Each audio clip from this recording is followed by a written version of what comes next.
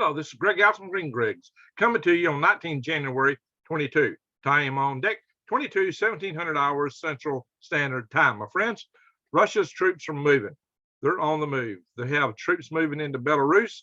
They have Air Force moving in. They have also ships moving in from the Baltic Sea are apparently being mobilized to come back around and back up into the Black Sea. It may take a little time, but things are moving, things are happening. And Secretary of State Blinken has suggested that Russian forces arrayed against Ukraine could quickly double in size. And it's already estimated there's over 100,000 Russian forces there today. What does this mean? I'm not here to take sides on this. I'm here to tell you what this means to you and what maybe you ought to do. Maybe you can get involved in helping bring about a little dampening, a little piece to this, but mostly what do you need to do to get ready? But sometimes you really need to understand what you are arrayed against, what's coming at you. That's why I do this. This is part of my eyes wide open and head on a swivel news to let you know the things in this world that's going on that you need to be prepared for, to help you to make your friends and family understand that if they're not prepping, they better get a popping and get with it right now. So my friends, subscribe to my channel, bang the notification bell and click all, because I bring you more stories along this line. And I also bring you stories and videos about how to do things for yourself, like gardening. I've got several gardening videos that tell you the basic essentials, and it goes heavy into bed prepping and things like that, which is really what you need to know if you're going to garden when the grid's down, how to prepare your gardens and grow things without having to go to town and buy stuff that's not going to be available with no electric grid. And one key thing to that making it work is worm farming. I do videos on worm farming, and I've got videos on eating free from the weeds and the trees. Some people always don't like it because sometimes I sell things which I think are value added on this channel. But my friends, I also give you the videos on how to eat free. But you need to augment that, my friends. You do need to augment that. And it's always good to have things you can store. And oh, by the way, we got a special, a brand new special with a very limited time offer right now. If you go to prepwithgreg.com, you can get $150 off the 3-month supply and $50 off a 4-week supply. 4-week supply is 2 of these buckets. The 3-month supply is 6 of these buckets, and you get 2,000 calories a day with this, which is a lot more than a lot of competitors that are running like 800 calories. So this is food that will see you through 2,000 calories a day, at least 25 years at quality. It should last a lot longer than that, my friends. And this is easy portable. It's easy to store. Your kids can carry it, and you can bug out with this stuff real easy. You can bury it in the ground in caches. You can put it in your backpack with these nice little pouches, which are just the right size for meals. That happens to be 4 servings, unlike this big bulky can, which is 2 servings.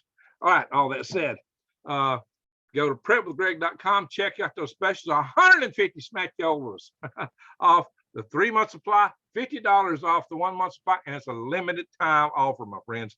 It may only be good for a few hours. I don't know. There's a countdown clock on the site that I'm seeing right now. So I don't know how long that deal is going to be available. I would say check it out. Go get it while the getting's good. Because with today's inflation, those are good prices. That's considering what you're getting and how long it lasts.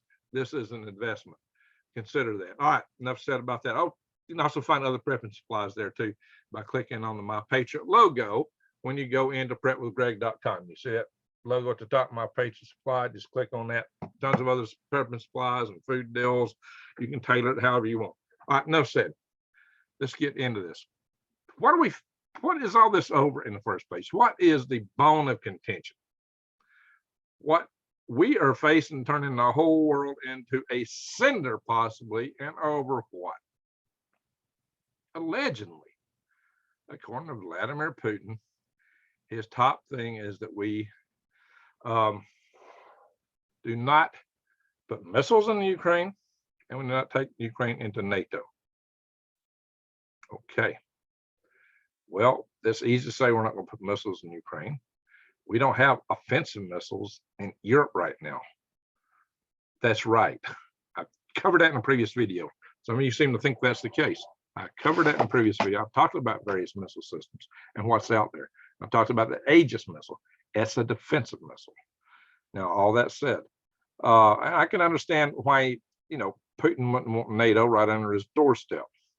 So, but here's the key thing. Here's the nuance. Here is the nuance.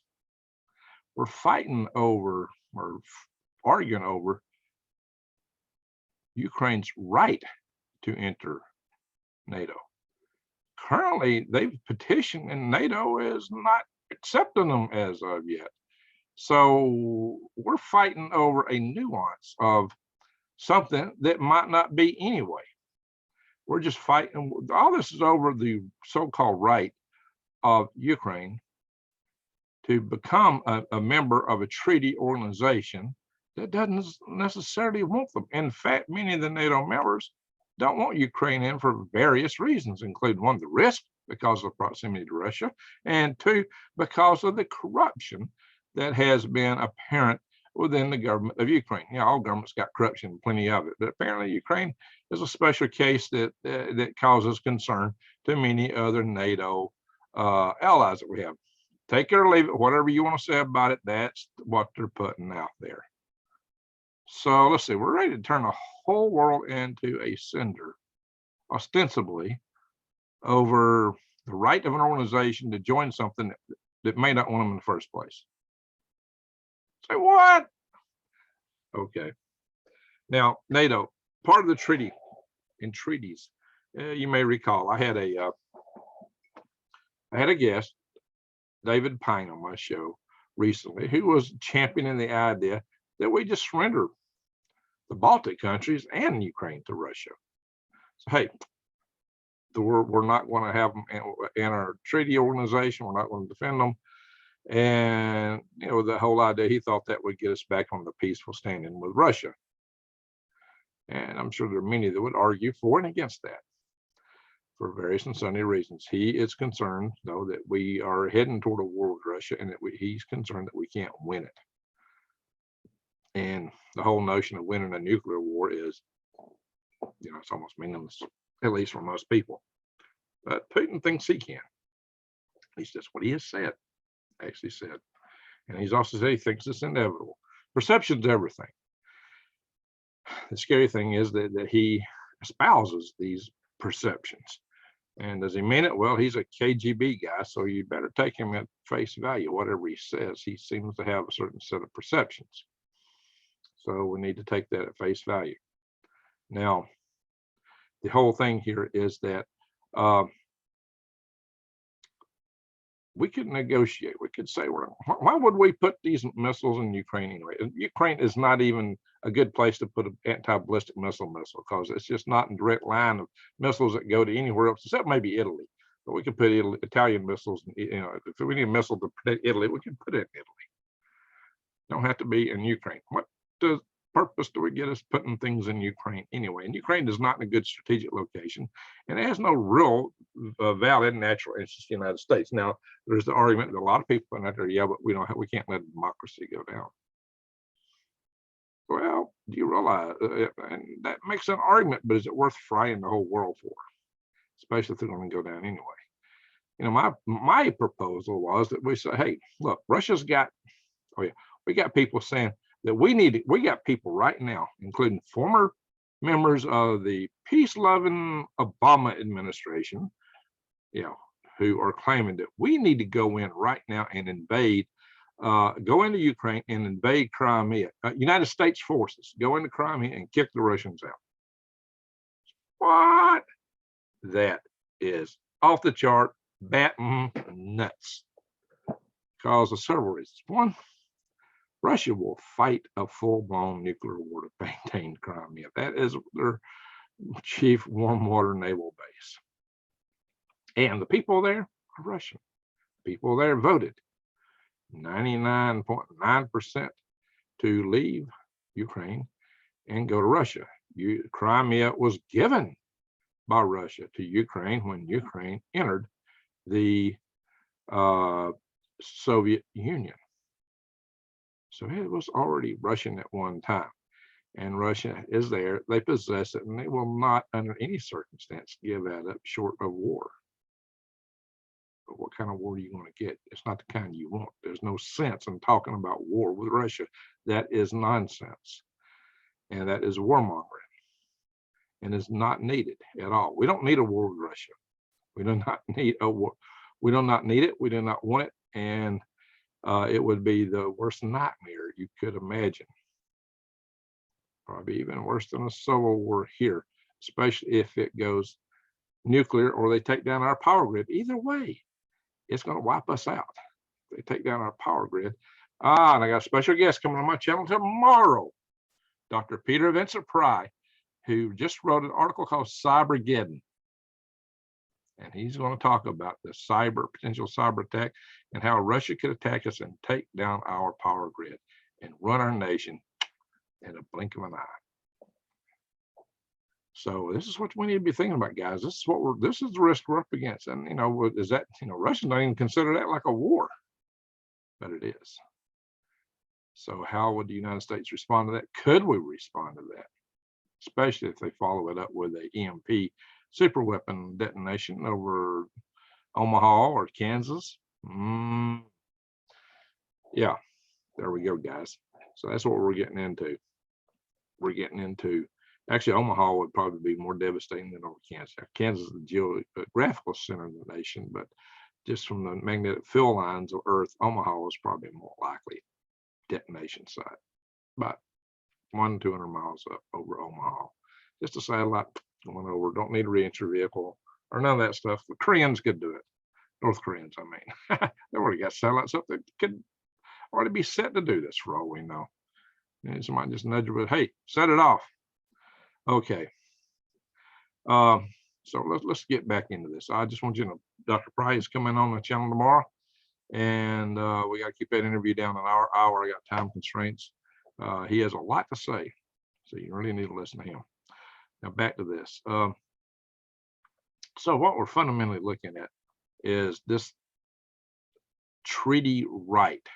Now it's apparently what would disappoint David Pyne is that apparently it's not only in the NATO treaty, but some of the other treaties that we have this deal with in Europe, and the NATO treaty is part of that we're supposed to consider anybody who would apply to for membership. Don't mean that you accept them because they have to be voted in, but you're supposed to take any applicant, and then they have to meet certain categories, certain criteria, and be voted in and approved. But it's part of the so-called notion of the right of self-determination. I believe everybody should have a right of self-determination. I don't mean that we ought to accept them into an organization, because again, there's risk. What do they bring you, and what's the risk of bringing them in? In the terms of Ukraine, the risks are very high. But the people there deserve the right of self-determination, as do the people in Donbass. If they want to be Russian, let it be Russia. People in Kiev, in Kiev, yeah, that too. It's the people, which is capital Ukraine, of course. It's the people in Crimea, and they already voted to be Russian. Let them be Russian. Why not put that on the peace table deal? That's what I proposed earlier. Why not say, okay, you want Kiev? Excuse. Yeah, they may be trying to take you. Why do I keep saying that? You want Crimea? You got it. We'll back off. We're not going to threaten to take it. We're not going to jack you up over that anymore. If you want, providing you don't invade us, providing you back off. Now, so the idea is to maintain autonomy for Ukraine, but let those oblasts, which are the districts within Ukraine, which are equivalent to our states or counties, let the oblasts choose their destiny too. There's two oblasts there in the area we call Donbass, by the way.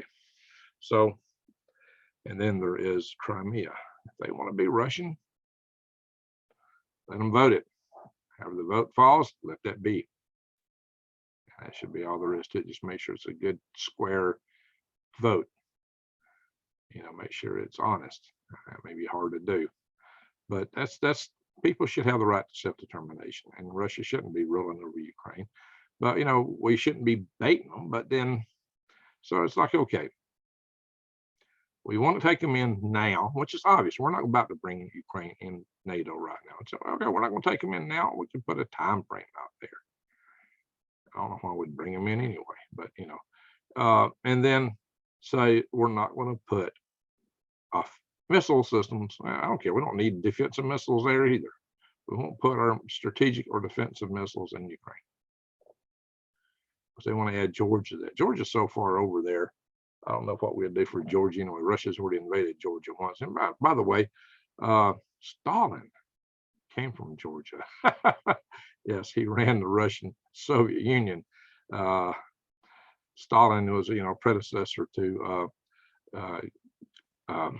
Khrushchev. Stalin was ruthless, one of the most ruthless men that ever lived.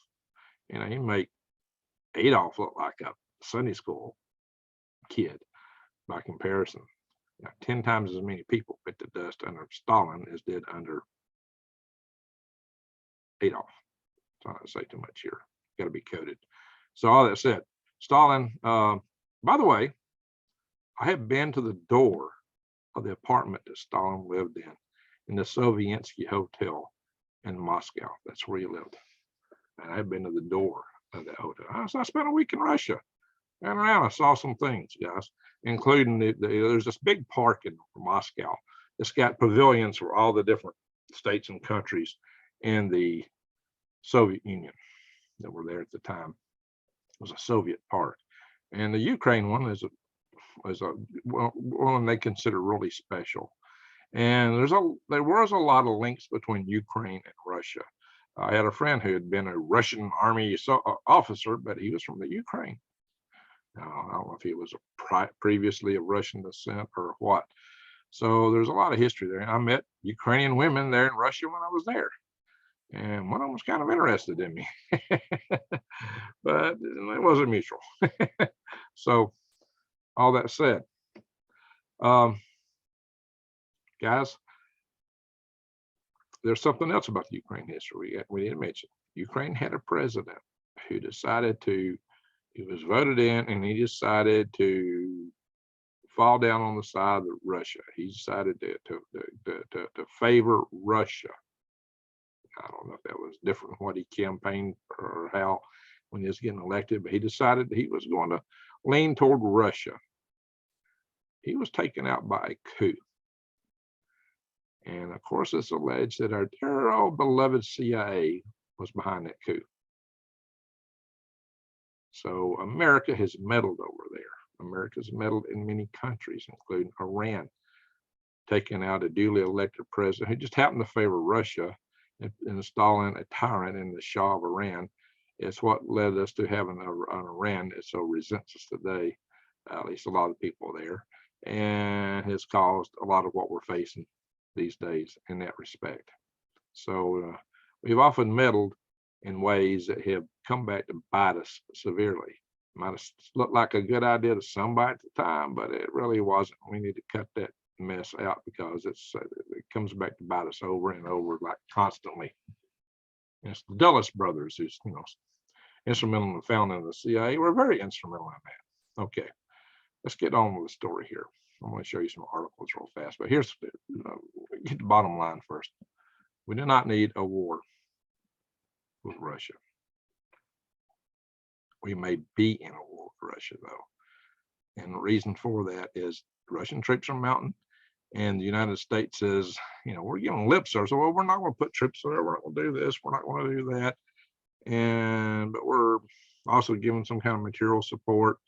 But then we're willing to run troops up the border of Poland and Romania. We said we're going to do that. And that's one of the things Russia didn't want to see. And that is where David Pyne thinks the war will start, over that. He was a military officer and a liaison type guy right there in that environment, that theater. He knows a fair bit about it. So would that start a war or something else? Russia's talking about putting their military in Cuba and Venezuela. That could start it. Or how about this? Some other NATO ally gives a little bit more support than some of the rest to Ukraine and ticks Russia off, and Russia attacks them. Then we're article bound to respond. Then we attack Russia by Article 5 of the NATO treaty. All it would take was some kind of misperception, miscalculation, when you got all these troops facing each other, there's so much possibility for mayhem, intentional or accidental. It's not funny. This is like playing Russian roulette. We're playing Russian roulette with the whole world here. So let me ask, what does some woman in the Andes, why should she die because of this? Or some pygmy in the jungles of the Congo. I love the pygmies. And they're kind of looked down on by the local Bantu. But I think they're lovely people. They got this beautiful polyphonic singing style when they run through the jungles. And I think they're beautiful little people. I think they're really beautiful. What does some monk in Tibet, what's his risk in this? Why should he perish? Why should some, fisherman in Chile, or just pick anybody anywhere, or for that matter, people in the streets of America or the streets of Russia. Like I said, when I was in Moscow, I looked around and looked at the people there and said, why in the world would we want to attack these people? And I looked at them and said, why in the world would they want to attack us? I've said it before, and I'll reiterate one more time. There's good people of every race, color, creed, and religion in every country, state, province, hamlet, oblast, city, shire, whatever you want to call it. There's good people in all these places, good and bad, but good people. A lot of these people are innocent and do not deserve to perish, to have their dreams and their future robbed from them because of the political aspirations of a couple of old crony national leaders of a couple of nations, or they're hawk backers. Okay, that said, I do believe you got to defend yourself. Absolutely defend yourself to the hilt. And I believe that the top defense is strength. You got to be strong. You can't be weak. If you're a weakling, you're going to get run over. They're going to take your candy and kick you in the teeth and laugh at you. Can't let them do that. But we've allowed ourselves to get weak. That's part of the problem here. That is why these things are happening. We've allowed ourselves to either get weak or at least to look weak. It's a little bit of both. It's a little bit of both. We've stood down. We don't have the posture we used to have. And these other forces have been modernizing some interesting weapon systems. Yeah, our electronics technology is better. Our aiming systems and sensor systems is better. But they have hypersonics and systems and stuff that, is beyond us. And they have a lot of men and materials and tanks and artillery, armored vehicles. Yeah, it is not a pretty picture, my friends. It is not a pretty picture. So when you take all that together, this is not where we want to go. Even a conventional war would be extremely ugly. Let's just try to prevent that. So I highly suggest you go to freedomrestorationfoundation.org, and link will be below. And I'll be asking for members. Go to freedomrestorationfoundation.org and look up the Action Center page, and go in there and call your congressman and say, hey, your representative tells you how to find them, how to call them, how to write to them.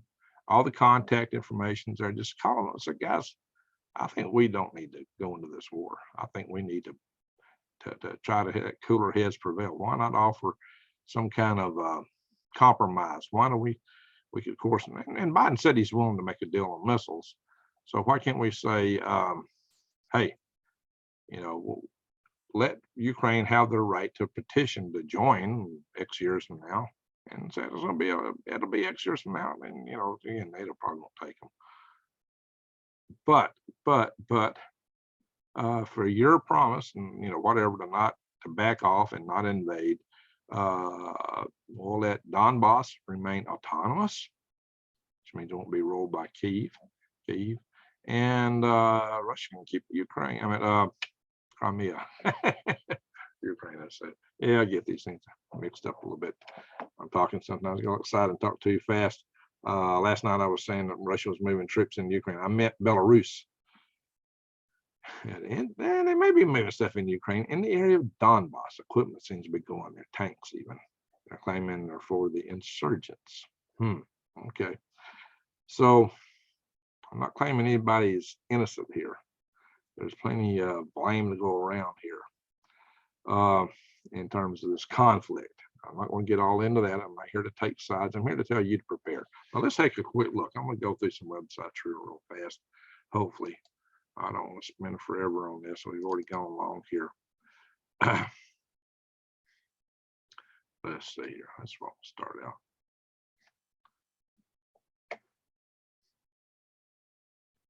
Six Russian war landing ships sail past UK on the way to Ukraine as tensions mount. And the ships are the Korolev, Minsk, and Kaliningrad for landing ships. Now, the Korolev, that's the name of the Russians' top rocket scientist. That was their von Braun, but he died in a rocket blast in 1966. Korolev. Minsk, you know, it's a Russian city.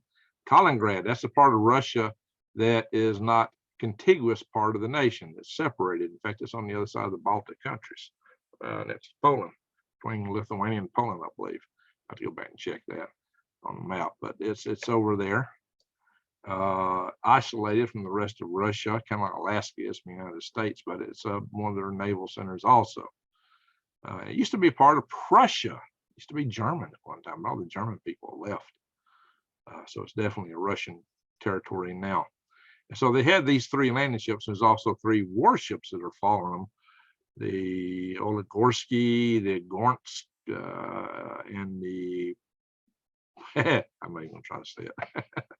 All right, so there they are, guys. That is what is heading around right now on the way over. And people are speculating about times because of the training that's going to be going on with so-called joint exercises between Russia and Belarus, which look like they're scheduled from the 10th to the 20th of February. And they're building forces up for that right now. Is this article going to come up or not? My computer is running really slow. It's getting bogged down. Page unresponsive. I had it loaded, but you know, now it's crashing. Maybe if I kill this page, it'll come up easier.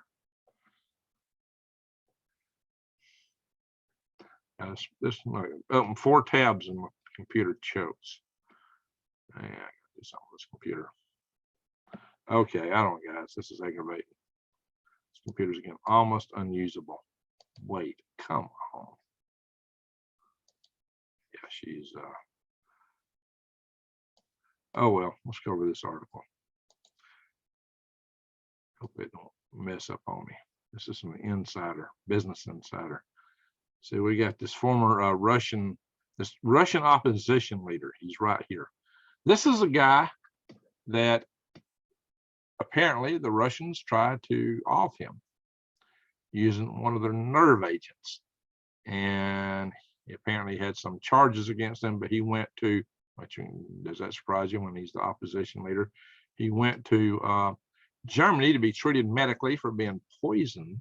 And of course, he missed his, his parole hearing dates while he was over there. And so when he gets back to Russia, they promptly throw him in jail. How convenient. Put the guy in prison who's the main political opponent to Putin. This guy's Alexei Navalny, however you say that. And he is saying that the United States is walking into a trap. He says the United States is falling into Putin's trap and that the United States is frightened like a schoolboy. He's saying the United States needs to be hard on Russia, that we're being too easy. He says time and time again, the West falls into Putin's elementary traps, issues some insane, laughable demands like these latest ones about how he and Biden need to sit down in a smoke-filled room and decide the fate of Europe like we did back in the 1944. Yeah, the Yalta deal where, President Roosevelt, where Churchill and Stalin all got together and carved up Europe. That's actually what happened. And that's kind of what Biden is, not Biden, that is more or less what Putin is proposing, is, the American president and him get together and cut up Europe, which, Europeans are not going to go along with that idea too well, I don't think. Not today. So he also says, instead of ignoring this nonsense, the U.S. What did he say? He said something else. He said up here. There's another little statement. We'll skip that. He said, instead of ignoring this nonsense, the U.S. accepts Putin's agenda and runs to organize some kind of meetings, just like a frightened schoolboy is being bullied by his upperclassmen. Then they declare, if you post something, then I'll impose harsh sanctions. That's exactly what Putin needs, because it follows that if he does not attack Ukraine, then there won't be any sanctions. There'll just be a carrot with no stick. So we're offering a carrot and not giving a stick, according to Alexei. He says, with that, the combination is complete. Putin doesn't need to worry about sanctions that were nearly imposed on his cronies. So there's some other sanctions that Biden apparently pulled back from. The Biden administration first convinced Congress to shelve them and now cancels them entirely, since they promised Putin a carrot. It's not this time for sanctions. As a lot of people say, we need to sanction Putin right now. You see a lot of people calling for that. The Biden administration has pushed against sanctions on the Nord Stream 2. So that's interesting. He's talked about that, but apparently pushed against them too because of Germany. We don't upset Germany, but Germany wants that gas because they're dependent on it. So they're dependent on Russia. So that's why Germany is as soft as they are. But even Germany has said that if Russia does invade, they will not approve that Nord Stream 2. So he says it just takes my breath away to watch how Putin pulls this on the American establishment again and again, threaten to escalate, negotiate, pull back, threaten to escalate, negotiate, and pull back. So he's saying that Putin's playing a game on us, and maybe he is. He said, in Russia, we're all tired of rolling our eyes watching the U.S. impose sanctions on some colonels and generals who don't even have money abroad. They're just agents of Putin's will, he said. It's really simple. Putin is without a doubt the wealthiest person in the world. The source of his wealth and power is corruption. And that is the basis of his power, is lies, propaganda, falsehood, falsified election results. And he goes on here. So everybody knows the names, the oligarchs and friends of Putin who hold his money. So he's saying we're really sanctioning wrong people to go after these. This is what this guy's saying. Guys, I'm not taking sides, but look, this guy was nearly destroyed by these poisons. He was already an outspoken critic of Putin, and more so now. So this guy may one day replace him. Who knows?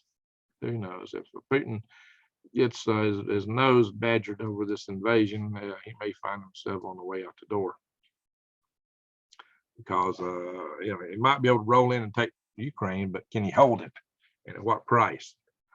So that's what we're talking about. So Tucker Carlson show, they basically raised the question: are we sleepwalking into a new Cuban Missile Crisis?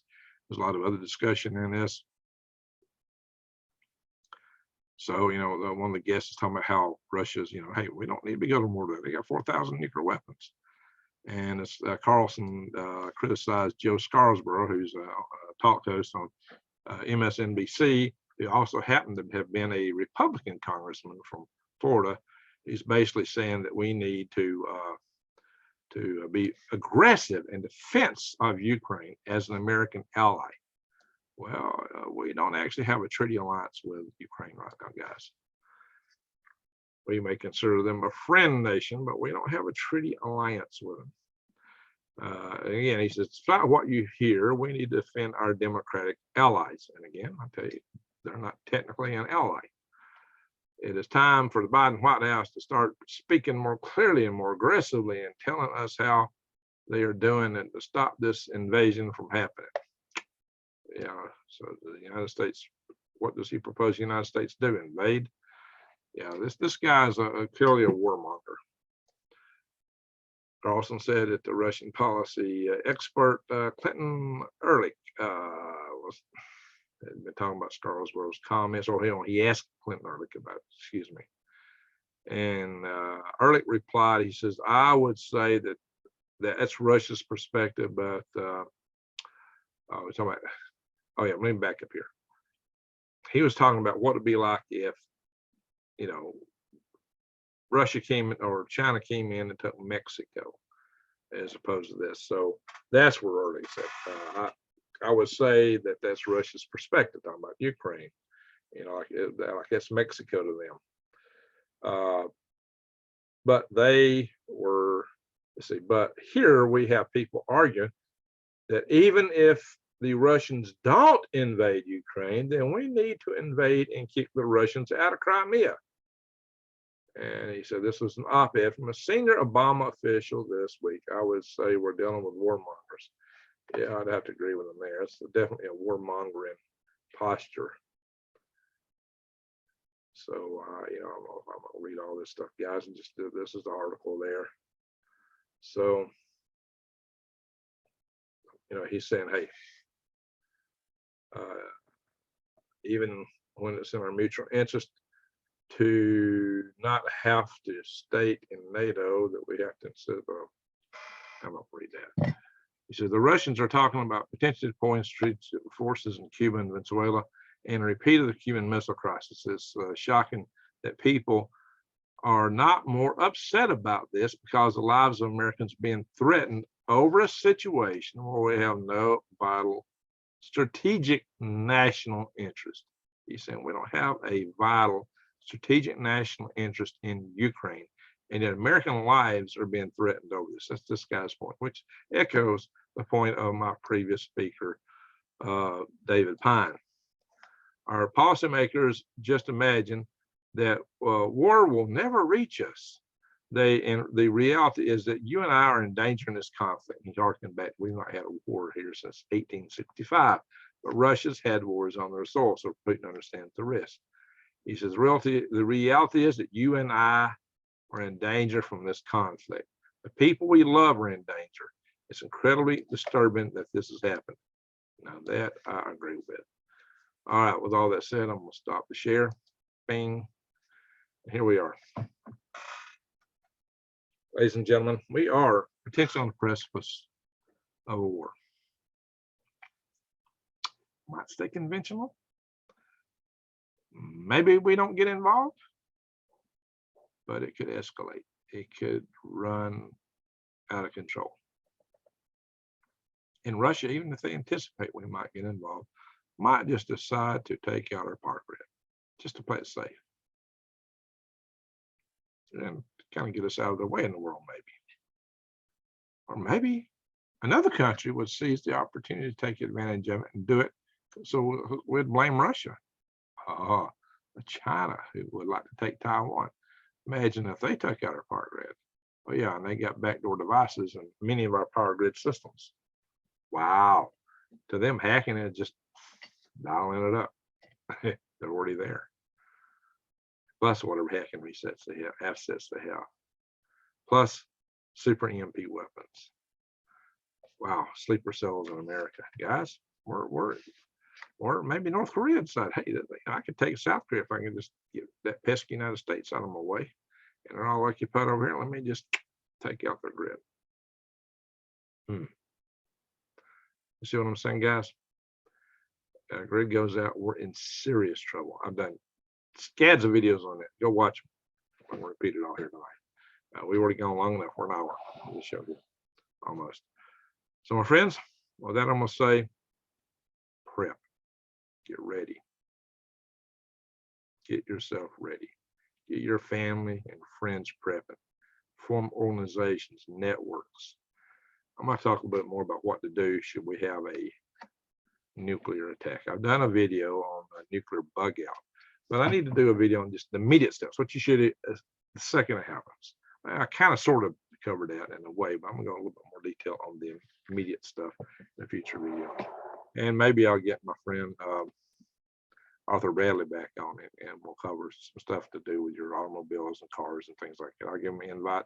And I've got a friend who sells all kind of nuclear detection devices. He's pretty darn knowledgeable on how to deal with radioactivity and things like that. And I got my nuclear bug out videos in great detail about radioactivity and shielding and bugging out and things like that. So check it out. And the link probably showed up on the top of the screen here earlier on at some point. With all that said, friends, tell your friends and family you love them. Always remember, as light dispels dark, love dispels hate. Right now we got too much hate in the world. So go out and shine your love light in the world. And with that, I'm going to say thank you, and Greg out.